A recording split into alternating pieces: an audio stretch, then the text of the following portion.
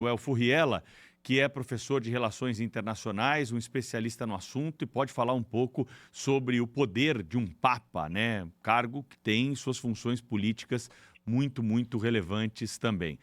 Professor Manuel Furriela, bom dia. Quais são as considerações que podem ser feitas nesse momento? Bom dia. Bom, primeiramente, começa uma análise a respeito do legado deste Papa, assim como os demais, os anteriores, também tiveram esse tipo de participação. O Papa Francisco ele deixa um legado importante de atualização de agendas da Igreja Católica para o século XXI, principalmente relacionadas a questões de meio ambiente, também questões de diversidade, questões sociais. Mas o curioso em relação à sua atuação é que mesmo com a inclusão dessas pautas, os preceitos religiosos, os fortes preceitos religiosos foram respeitados. A tradição da linha que seguiu o Papa Francisco, dos jesuítas, que, aliás, pela primeira vez ascenderam ao poder na Igreja Católica na figura dele, no papado, é realmente relacionado a atividades sociais, a questões de desapego a aspectos materiais, a uma observação importante em relação aos mais pobres, aspectos interessantes e importantes da sua gestão.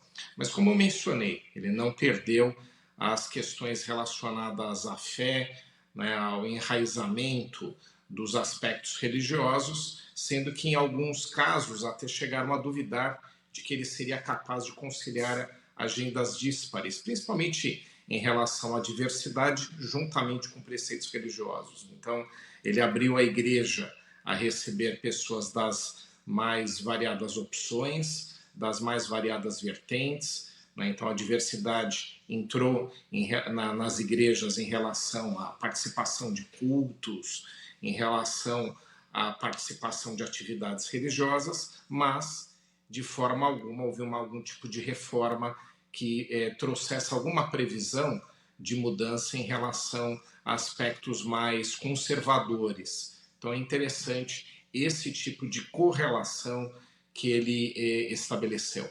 Outro aspecto importante é que ele foi o primeiro Papa das Américas, não somente da América Latina, como alguns observaram, mas de todas as Américas. Então, um novo mundo, como a gente ainda é chamado, essa região do mundo ainda é chamada, começou a participar mais ativamente de atividades religiosas do alto escalão da Igreja Católica. Então, ele teve também esse papel, apesar da sua ascendência italiana, ele sendo argentino, trouxe essa participação mais ativa dessa região do mundo, que tem uma grande participação, uma grande presença de católicos, o Brasil, principalmente, em termos, inclusive, mundiais, em volume de fiéis. E também, em relação ao Papa anterior, o Bento XVI, havia ali uma diferença bem interessante. O Papa anterior, ele era, além de ser mais conservador, se é que a gente pode fazer essa classificação, uma figura ligada muito mais a aspectos raiz das discussões religiosas, da fé, do clero e aspectos mais internos da própria igreja, do que o Papa Francisco, que tinha uma visão mais expansionista, sendo que depois de João Paulo II, ele foi o Papa que mais viajou, inclusive para regiões onde pela primeira vez um Papa esteve presente. A gente pode mencionar aqui o Iraque e países da região que tem como majoritária a religião islâmica, os países que a gente comumente chama de países árabes. Ele esteve em diversos deles, o Iraque foi o caso mais representativo, o que além de levar uma presença do pontífice em regiões onde você observava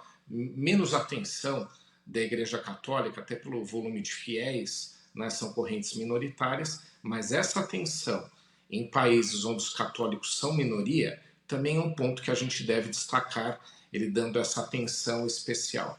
E nessa esteira veio o diálogo interreligioso. A partir do momento que ele visitava estados, países onde os católicos não eram maioria, ele estabeleceu um diálogo interreligioso muito, mas muito representativo.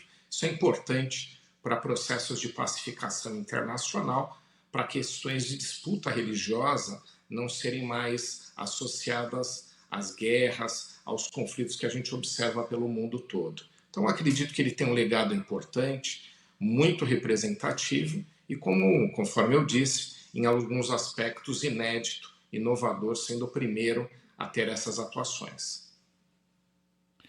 Professor Furriela, muito, muito bem-vindo aqui ao nosso programa. Eu gostaria de saber o seguinte: o senhor que é um estudioso de políticas externas e relações internacionais e também conhece bem os papéis dos grandes chefes de Estado, e o Papa é um chefe de Estado, né, o chefe de Estado do Vaticano. Eu gostaria, o senhor tem algum palpite sobre qual o perfil do futuro chefe de Estado do Vaticano, né? O que é que o mundo está precisando, o que é que o Vaticano necessita neste momento na sucessão do Papa Francisco? Há muito, sempre se fala, né, na eleição, na escolha do Papa Francisco, falou-se muito em algum cardeal africano, por exemplo, né, porque depois do Papa Francisco, enfim, aqui da Latinoamérica, ainda resta por ser escolhido aí um Papa da África.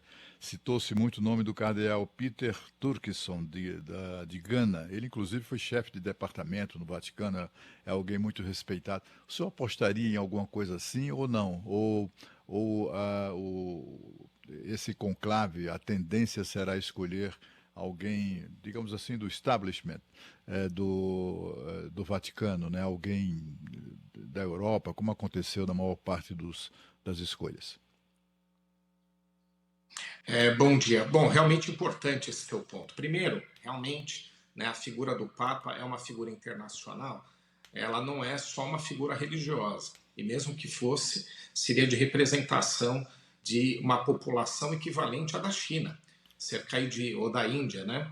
1,3 bilhão de fiéis, é uma estimativa, obviamente, mas ainda é uma religião muito numerosa, muito representativa. Mas, além disso, por sediar um Estado, que é o Vaticano, o Papa acaba tendo também um papel de chefe de Estado, como você mencionou. Não é típico, é atípico, até porque a classificação do Vaticano é de reconhecimento como Estado para muitos, mas como sujeito de direito internacional para outros que não entendem, por conta desse caráter atípico, né, do Vaticano não ter todas as características de Estado, somente algumas delas, né, que seria propriamente uma figura internacional diferente. Mas, de qualquer forma, segue como equivalente aos Estados em termos de sujeito de direito internacional público. Então, juridicamente falando, há uma equivalência em termos de importância internacional.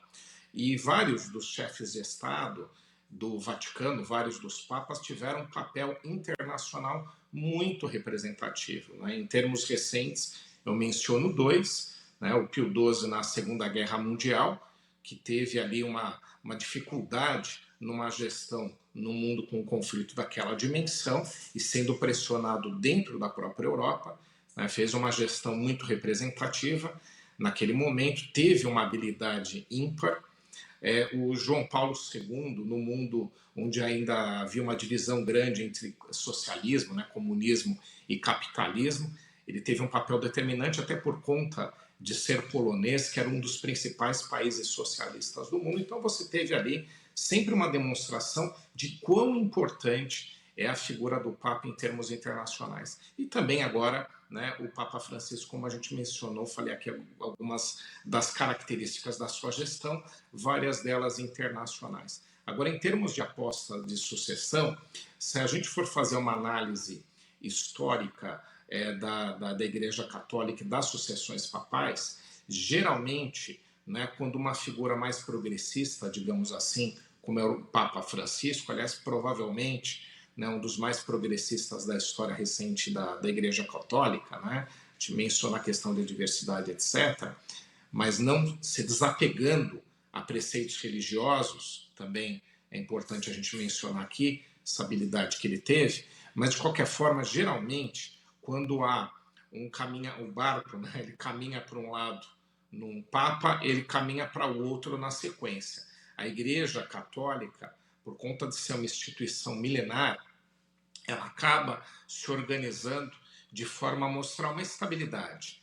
Né? Quando ela se atualiza em certos papados daquilo que tem de contemporâneo no mundo, né? A gente falou dessas questões aqui de diversidade, ecologia, meio ambiente, etc., o seguinte, por muitas vezes, e na maior parte das vezes, é aquele mais arraigado a preceitos religiosos, é aquele mais voltado à Igreja Católica em termos internos. Então, é aquele que discute questões teológicas, religiosas, e se envolve menos em levar a Igreja Católica a algum tipo de atividade outra que não seja religiosa. Então, se a gente pegar em termos históricos, a aposta seria a volta de um Papa mais conservador, a eleição agora no próximo conclave. Né? Então, essa seria a aposta histórica. Tivemos isso com o Papa Bento XVI, que eu mencionei. Né? Então, entre João Paulo II, que mesmo não sendo um Papa tão progressista, ele foi um Papa muito inovador à época. Né? Então, a gente, em alguns aspectos, dá até para comparar um pouco com o Papa Francisco. Né? Um Papa que viajou também muito, um Papa ligado a questões internacionais, né? O João Paulo II. Depois você teve aí um hiato, um intervalo com alguém ligado a questões da própria fé, as questões mais religiosas, que era o Bento XVI. E aí veio o Papa Francisco. Então, em termos recentes, a gente tem aí um dos exemplos de uma das apostas, que é um Papa conservador na sequência. Isso aconteceu em outros aspectos. Se te pegar as grandes alterações que a Igreja Católica teve, né, como, por exemplo, quando decidiu-se que as missas não seriam mais em latim, seriam no idioma local dos países, uma grande reforma na época. Na sequência veio novamente um Papa um pouco mais conservador. Então, essas idas e vindas fazem com que a aposta seja, né, no sentido de alguém mais conservador. Agora, se a gente pegar as últimas vontades de Papa Francisco, né, e há uma série de informações no sentido de indicação de quem ele teria predileção, caminharia realmente para outra região do mundo, e a África seria uma grande aposta. Você tem uma aposta daqueles que seguem Papa Francisco para atender outra região do mundo não contemplada com o papado, né, para levar a fé a outras regiões que eram dos seus preceitos. A África seria aí uma grande aposta, a Gana, como você mencionou, ou aquela de uma linha, se você pegar a história toda do papado, né, nessas centenas de anos, seria um Papa conservador na sequência. Professor Manuel Furriela, muito obrigado pela participação aqui conosco hoje para trazer algumas considerações, né, sobre a morte do Papa Francisco. Até uma próxima oportunidade. Bom dia.